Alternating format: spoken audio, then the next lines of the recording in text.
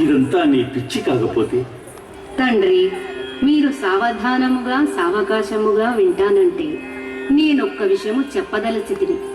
ఈ శరీరమన్నది అశాశ్వతమైనది, ఆత్మ ఒక్కటే శాశ్వతమైనది. అది అగ్ని చేత దహింపబడదు, నీటి చేత తడపబడదు, గాలిచే ఆరదు. అంతేకాదు, బుద్భుతప్రాయమైన ఈ జీవితము క్షణికమైనది.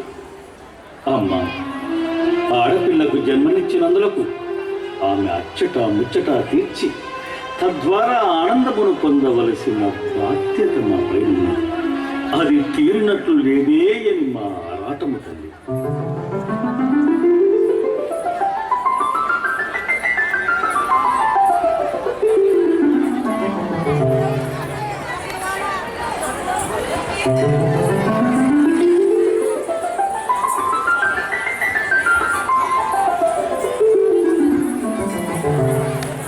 విష్ణువర్ధన మహారాజుల వారిచ్చిన గడువు తీరు సమయము ఆసన్నమగుచున్నది.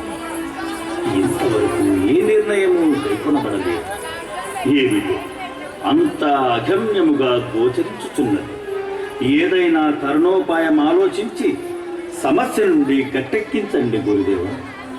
యోచింపగా నాకొక తరుణోపాయము స్ఫురించుచున్నది. ఏమిటి గురుదేవా? సుబుద్ధి చేత రాయబారం పంపించి యథార్థమును విష్ణువర్ధన చక్రవర్తికి విన్నవించు. ఏమంటారు సుబుద్ధివర్య? మీ అభిమతం ప్రభు.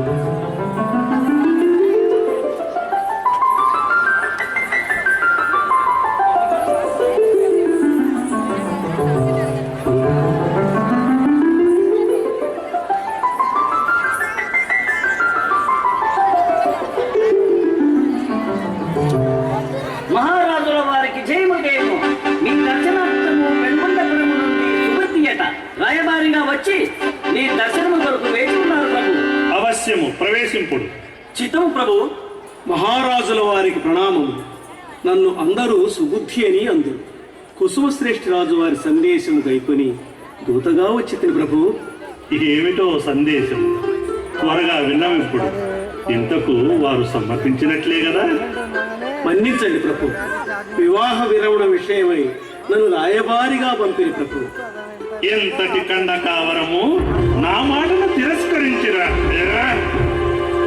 మహాప్రభువును మన్నించండి. కుసుమశ్రేష్ఠ రాజా వారు అమ్మాయి విషయమై సుముఖముగానే ఉన్నారు. కానీ కుల పెద్దలు మరియు వాసవాంబ అందులకు అంగీకరించడం లేదు. వాసవాంబ అంగీకరించకపోవుదయ్యా? అవును ప్రభు. ఎందులకు? సకల శాస్త్ర పారంగతురాలైన వాసవాంబకు వివాహ తలంపే లేదట. అందున నీలాంటి నీచుని వివాహమాడుట అస్సలు ఇష్టం లేదట ప్రభు. ఏమంటివి? శాంతం ప్రభు, శాంతం. దూతగా వచ్చిన వారిపై కత్తిదూయుట న్యాయం కాదు.